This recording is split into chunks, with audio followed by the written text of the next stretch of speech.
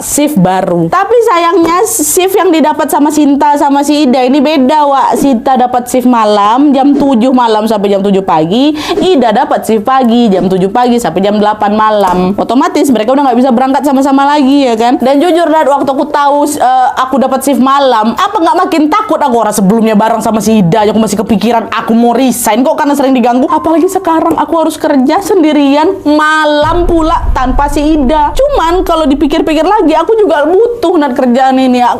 Dan belum tentu gampang dapat kerja baru ya kan. Jadi mau nggak mau Sinta berusaha nguatin diri, Wak. Dia mikir mungkin semua kejadian kemarin itu cuma sugesti aku aja ya, karena mungkin aku tuh capek atau memang belum terbiasa sama lingkungan pabrik. Akhirnya ya udahlah. Besok ya udah masuk shift malam aku kan. Shift pun dimulai. Sinta berangkat kerja malam sendirian. Dia masuk kerja jam 7 malam. Terus masih sempat Wak ketemu sama Ida. Ida kan pulangnya jam 8 kan. Nah, tapi setelah si Ida ini pulang, Wak, langsung kesepian lagi aku di situ. Langsung nggak tenang aku, langsung gelisah aku di situ kan. Soalnya Sinta juga belum akrab, Wak, sama pegawai-pegawai lain. Jadi cuman bisa diam aja sambil fokus kerja. Berusaha jangan bengong, karena ingat pesan Bu Siti, jangan bengong gitu ya. Untungnya malam itu dia nggak diganggu apa-apa, Wak.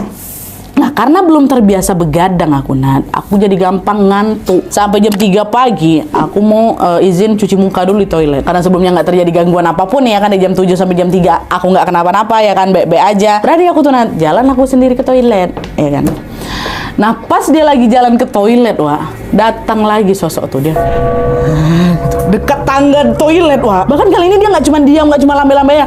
Ketawa-ketawa, dia nyaring kali suara ketawanya. Dan suara mesinnya ngehen. Persis kayak suara si kawan ini. Sama.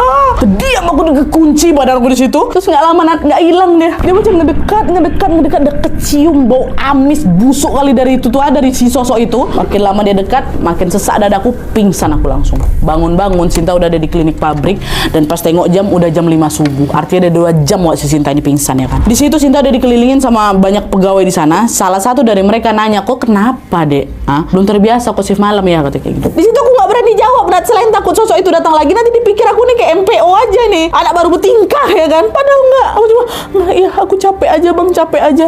Nah, karena kondisinya juga masih lemas dan tidak memungkinkan untuk lanjut kerja, Wak, Sinta disuruh pulang sama atasannya. Udah aku istirahat aku dulu, besok kalau misalnya udah sehat masuk lagi gitu. Sejak kejadian malam itu, keinginan aku untuk resign makin besar lagi, Nat. Nggak bisa aku kerja di sini, nggak bisa. Betul-betul nggak sanggup aku. Udah nampain diri dan ngedekat loh, karena sebelumnya cuma dari jauh kayak gitu, udah dekat. Tambah lagi udah nggak sama dia, belum ada kawan dia di situ ya kan. Tapi sisi lain nggak ada duit, lebih seram lagi dia. Ini cari kerja ini susah. Aku harus bertahan untuk biaya kuliah gitu ya kan. Akhirnya dengan keyakinan itu besoknya nekat, ya udah bismillah, ya Allah tolong lindungi aku ya Allah, masuk kerja lagi. Masih di shift malam ya kan. Ya Allah tolonglah ya Allah, berikanlah hamba kelancaran dalam shift kerja malam ini.